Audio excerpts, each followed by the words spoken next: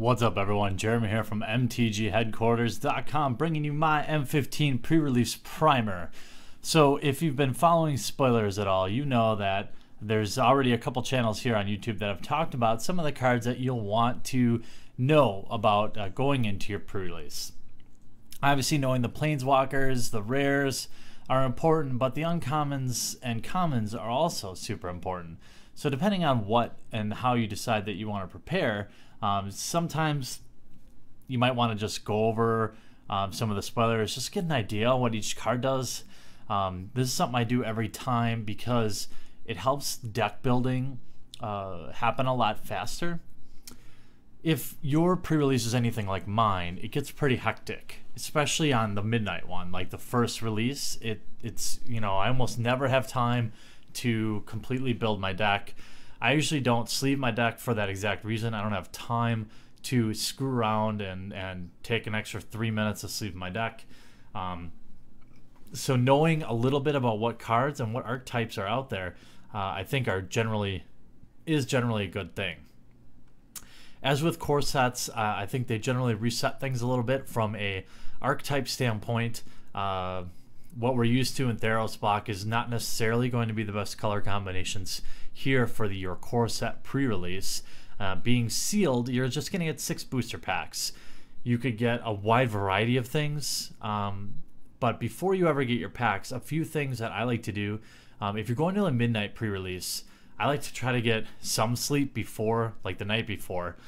I'm a grizzled old man now, so it's getting more difficult to just rock the midnight. And if it weren't for you guys, I would definitely be going to the noon ones. But it helps me put out some information. I go early. I go to the midnight one so I can tell you guys my experience and maybe what was good and some things to watch out for. But if you're going in with no previous knowledge, which actually a lot of people do, because remember, these are casual events. There's usually going to be a couple guys there or girls that are super competitive, and but for the most part, everyone's there just to have fun, to crack the packs before you can buy them new in store. So I wouldn't get too worked up about it. If nothing else, you just get to open some packs and have a little bit of fun. And if you want O2 drop, there's no shame in that. Get some sleep if it's a midnight. But a few things I like to bring every time is that depending on whether or not your game store lets you bring in drinks, I like to bring like a couple bottles of water or Gatorade or something. Soda I can always get at my game store, but snacks and stuff like that I'd like to have in my car at least, so I can grab something to eat in between rounds, because it can be, some pre-release will do a top 8 and they'll run till 6-7 o'clock in the morning. On a midnight release, mine is only 4 rounds. So it's always over by 4 o'clock in the morning, but it's still pretty late. I like to always bring a little set of dice just like this. You usually get a 20 side in with your pre-release pack, but I usually put 1 or 2 in my pocket just in case, a 20 side and maybe a 10 side. But some dice is always good. A pen and paper, like a pad of paper and pen, is really good to keep your life totals. I still think using pen and paper is better than a dice, because sometimes it gets really cramped and somebody might bump your die, and then you won't know. It's not always easy to remember exactly how many life you were at. So once you get your packs, you're going to open them. What I like to do is don't spend too much time just kind of looking through them. Open your packs, take out the token in the land, color sort them first. Based on what I've seen, there's like 5 or 6 planeswalkers in this set. So when you're building your deck or when you're opening your packs, it's very likely that you're going to either pull a planeswalker or you're going to be playing several of them throughout the night. It's not like the last couple blocks where there's maybe 1 planeswalker in the whole set. Now you've got multiple in a core set, so you're going to be dealing with planeswalkers. So evasion, whether it's flying or intimidate, direct damage, things like that really matter, because you need to deal with planeswalkers when you can. So when Colt and I go to our pre-release,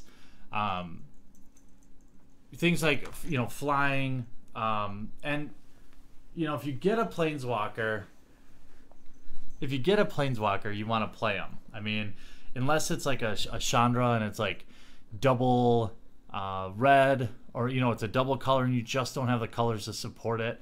Oftentimes, like in my Theros or my Journey Nyx pre-release, I opened Elspeth, and I played her even though I didn't play any white, and it worked out well for me.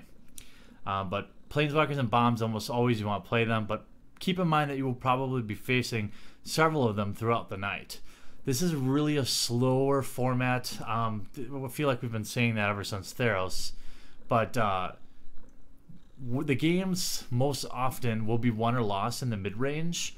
So make sure you're taking enough time to put enough creatures in your deck.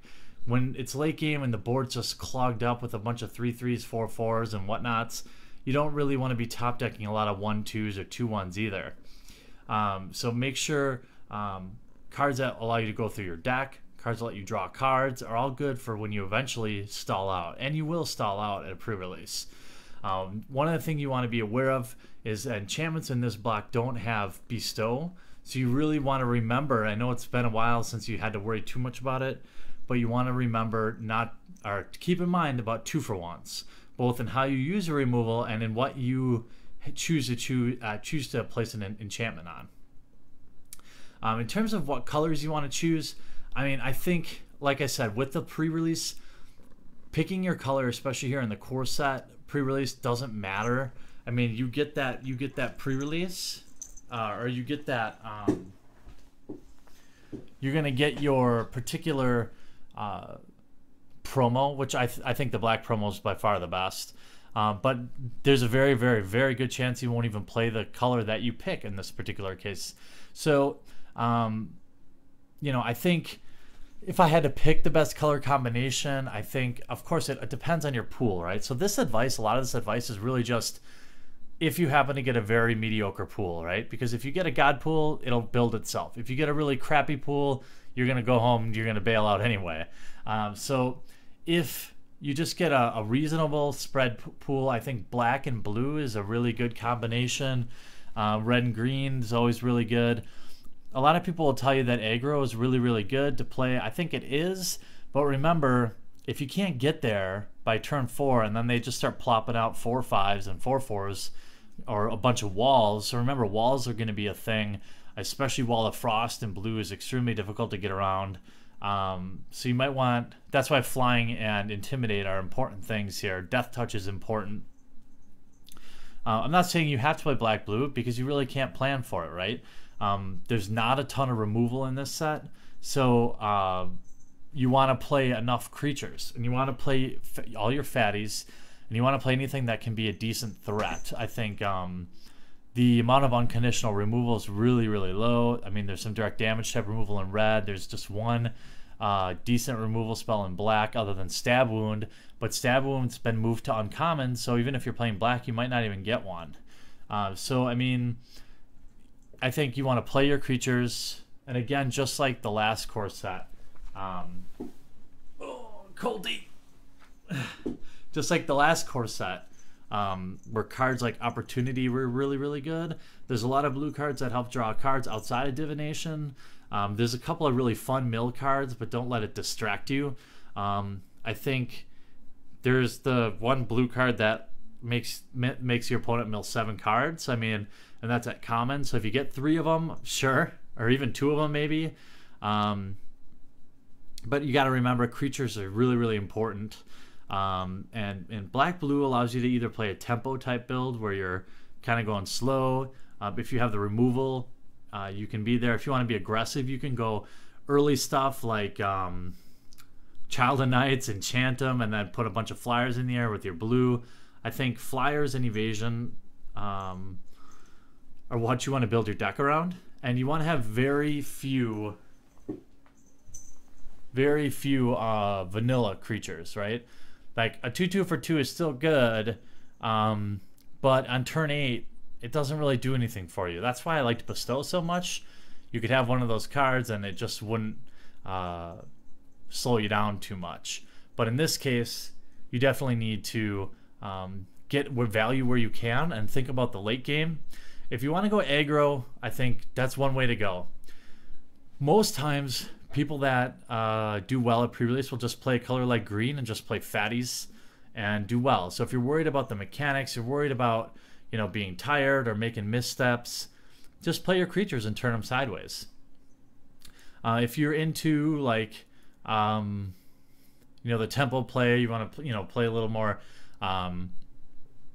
reactive as opposed to proactive, then I think blue is a great color for you. I think blue is very solid. It has good creatures, but not great creatures. I don't think there were cards like, for example, last core set there was like Air Servant, Water Servant, which are just beasts on the battlefield.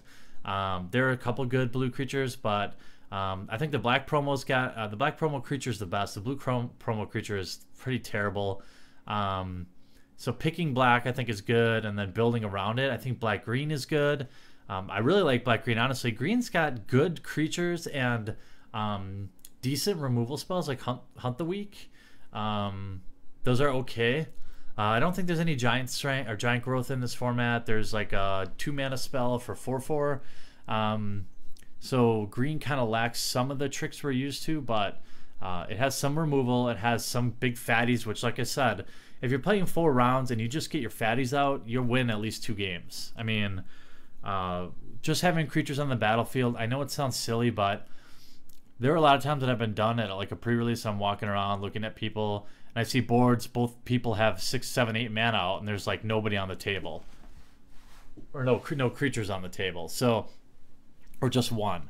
So keep in mind as you're building your deck the late game. So creatures that you can dump mana into to get bigger are okay to play in most cases.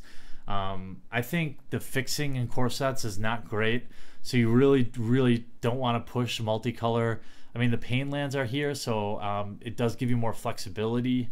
I still think sticking to 2 colors, 1 to 2 colors, is the best way to go, unless you just get all the right colors and you can play 3 or more. But the important thing is to remember is consistency, right? You can have a great deck with great bombs, but if it's not consistent and it needs a lot of things to go right, it probably won't happen that often for you, and you won't win that many matches. So you might think, boy, this deck's really saucy, and you just get beat by a guy who plays turn 3, 3/3, a turn 4, 4/4, a turn 5, 5/5, and you just lose. Just vanilla creatures, in green. So you want to watch out for that kind of stuff if you are going to pre-release.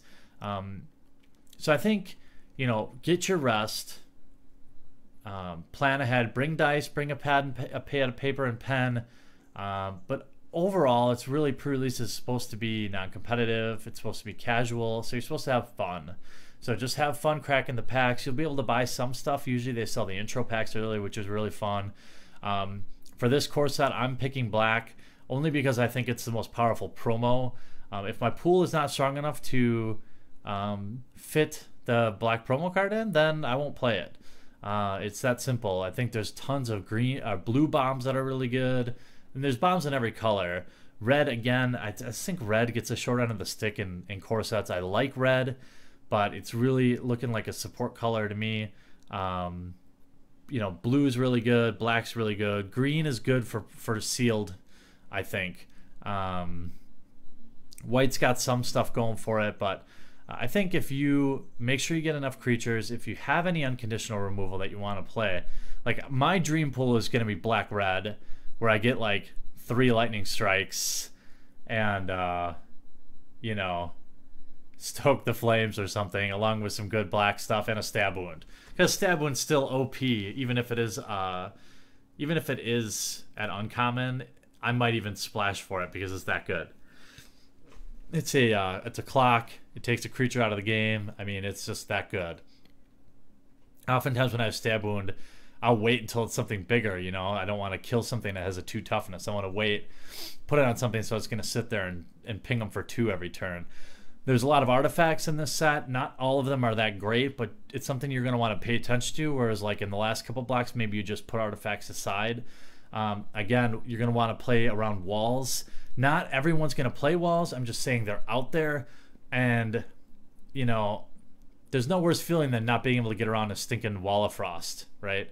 So, you're going to want to have flying. You're going to want to have intimidate. You're going to want to have death touch to get rid of that thing, because, there's not a lot of ways to get rid of a 07 wall or 05 walls.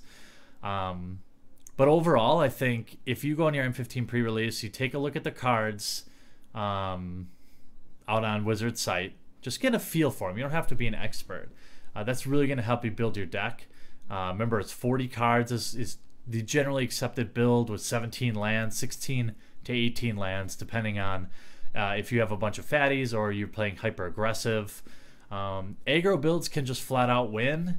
They're gonna, if you have a really good curve and you have a good aggressive build, you'll probably win several matches. But if you stick to a good mana curve and you play enough creatures and you don't try to get cute with it, you're gonna win a couple matches too. So from there on, it's kind of up to you, right? What you do. But I know that I'm gonna try to play blue if I have flyers and card draw and removal in black. But again, it all depends on what you open in those packs. Remember that there are a lot of planeswalkers out there: Chandra, Garruk, Nissa, Jace. I mean, it is just, you know, there's a lot of planeswalkers in this set. So, you know, if you don't pull one, you will definitely be playing one at some point in the night. So you have to be able to get through blockers to deal with planeswalkers. Not that planeswalkers just all flat out win all pre-releases, but a planeswalker in your card pool is a huge advantage, even if you're splashing for it. I mean, oh, you have Liliana out there too. I mean, they're all just, they'll take over the game if you don't have a way to deal with them quickly. So check out some of the spoiler videos out on YouTube or on Wizard's site. If you have any questions about, you know, maybe some more tactics, I tend to do really well at pre-release. Sealed is probably my best format, and so I definitely would love to help you if I can get through your sealed event. I will be doing a vlog on that day as per my usual method, and I hope all of you have a ton of fun at your M15 pre-release, and we'll see you out there. I really hope you enjoyed the video, and if you haven't already, check out some of our most popular playlists, from MTG vlogs, sick gameplay videos, new product breaks, and some insane vintage openings. I upload 3 to 4 new Magic the Gathering videos every week, so if you haven't already, please take a moment to crush that subscribe button to join one of the fastest growing Magic the Gathering channels on YouTube. Talk to you later.